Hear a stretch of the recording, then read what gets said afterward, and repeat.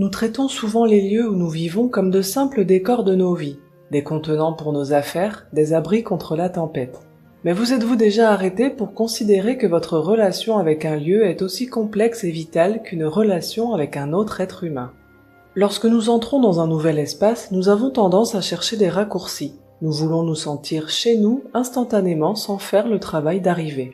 C'est comme dire « je veux maîtriser les relations sans jamais rencontrer personne ». Pour vraiment habiter un espace, nous devons dépasser le désir superficiel de contrôle et entrer dans un état d'adaptation et de résonance. Ce voyage d'harmonisation ne concerne pas seulement la décoration intérieure ou le confort, c'est une exploration profonde de l'identité, de l'instinct et des mécanismes de la conscience elle-même. L'illusion de la propriété contre l'art de l'adaptation. Il y a une incompréhension fondamentale dans la manière dont les humains modernes abordent le territoire. Nous croyons souvent que le simple fait de se pointer suffit pour revendiquer un espace. Cependant, un lieu a sa propre réalité. Vous ne pouvez pas forcer un endroit à se plier immédiatement à votre volonté. Vous devez vous y adapter. Pour vous sentir vraiment chez vous, vous devez prendre le temps de vous présenter à l'espace. C'est une communication subtile. Tout comme vous n'interrompriez pas la conversation d'un étranger en exigeant qu'il vous écoute, vous ne pouvez pas entrer dans un territoire et exiger qu'il vous nourrisse sans d'abord établir un rapport.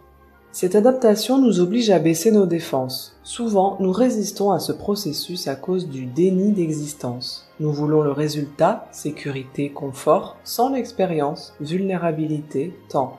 Nous cherchons des raccourcis parce que nous avons peur de vivre pleinement l'expérience de l'arrivée. Les objets, les outils et l'extension de la conscience. L'un des aspects les plus fascinants de l'existence humaine est notre relation avec les objets. Nous avons bâti une civilisation entière autour des outils, et pourtant, nous confondons souvent l'outil avec le soi. Considérez un marteau. Lorsque vous l'utilisez habilement, le pouvoir ne vient pas du marteau lui-même, il vient de vous, qui étendez votre conscience dans le marteau. La même chose s'applique à la conduite d'une voiture. Vous savez exactement quelle est la largeur de votre véhicule lorsque vous passez par un portail étroit, non pas parce que vous calculez les centimètres mathématiquement, mais parce que vous avez étendu votre conscience sensorielle à la carrosserie métallique de la voiture. Elle devient une partie de vous. Le danger de l'objectification. Les problèmes surviennent lorsque nous perdons la distinction entre l'utilisateur et l'utilisé. Dans une société de consommation, nous attribuons souvent un poids émotionnel et même un caractère sacré aux objets. Nous traitons nos maisons ou nos voitures comme si elles possédaient leur propre intention humaine. Bien que les lieux et les objets puissent détenir de l'énergie, ils ne sont pas humains. Confondre un objet avec un être vivant mène à un type spécifique de conflit interne. Vous commencez à rivaliser avec les objets. Vous pourriez sans le savoir vous positionner comme un outil plutôt qu'un humain menant à une vie où vous vous sentez utilisé plutôt que puissant. Le vrai pouvoir réside dans la conscience qui manie l'outil, non dans l'outil lui-même. Votre maison est une extension de votre abri, mais elle n'est pas vous. Le terrier et la confiance perdue en la nature. Pourquoi construisons-nous des murs? À un niveau primal, nos maisons sont des terriers, ce sont des refuges terrestres.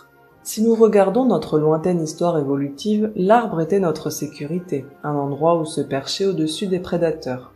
Quelque part en chemin, nous avons perdu confiance en l'arbre, nous avons perdu notre relation symbiotique avec la nature et l'avons remplacée par un besoin de contrôle. Nous avons échangé la branche ouverte contre la boîte fermée. Ce changement provient d'un manque de confiance dans les êtres vivants. Nous craignons la fragilité du monde incontrôlé, alors nous nous retirons dans la solidité du monde manufacturé. Mais une maison n'est pas un symbiote vivant, c'est un objet auquel nous devons étendre notre conscience. Folie contre éveil, où est votre conscience? Lorsque nous travaillons avec l'espace et l'énergie, nous jouons avec l'emplacement de notre conscience. C'est un art délicat. Il y a une différence nette entre étendre sa conscience et la décaler. Extension, éveil. Vous élargissez votre conscience pour remplir la pièce ou pour sentir les limites de votre voiture, mais vous restez centré dans votre corps. Vous êtes ancré, présent et élargi simultanément. Décalage, folie. Vous déplacez votre conscience hors de votre centre. Vous regardez en haut sans regarder en bas. Vous perdez pied. De nombreuses personnes cherchant une connexion spirituelle avec un lieu commettent l'erreur du décalage. Elles essaient de communiquer avec les esprits d'un lieu avant d'avoir appris à y vivre. C'est un terrain dangereux. La vraie spiritualité exige que vous soyez d'abord pleinement humain, ancré dans le corps, capable de gérer la réalité banale du monde physique. La peur abstraite de l'autre. Un obstacle majeur à l'harmonisation avec notre environnement est la peur, spécifiquement la peur de l'autre. Pour beaucoup, l'autre est un concept abstrait et terrifiant appris dans l'enfance, ne parle pas aux inconnus. Lorsque le cerveau entretient la peur de quelque chose d'abstrait qui ne peut être quantifié ou mesuré, il dysfonctionne. Il commence à traiter tout comme un danger potentiel. Un enfant dans la rue déclenche le même système d'alarme profond qu'un soldat armé. Cette anxiété généralisée nous déconnecte de notre véritable instinct. Récupérer l'instinct primal. L'esprit, le mental, est lent. Il adore planifier, débriefer. Mais il est inutile dans une crise d'une fraction de seconde. Si un moustique vole vers votre œil, vous ne calculez pas sa trajectoire, vous clignez des yeux. C'est l'instinct. L'instinct ne fonctionne que dans l'action. Il est conçu pour nous guider en toute sécurité à travers la réalité physique. Lorsque nous nous fions à l'anxiété mentale au lieu de l'instinct primal, nous naviguons mal dans le monde. Nous voyons le danger là où il n'y en a pas et manquons les vrais risques. Pour vous harmoniser avec votre espace, vous devez à nouveau faire confiance à votre instinct animal.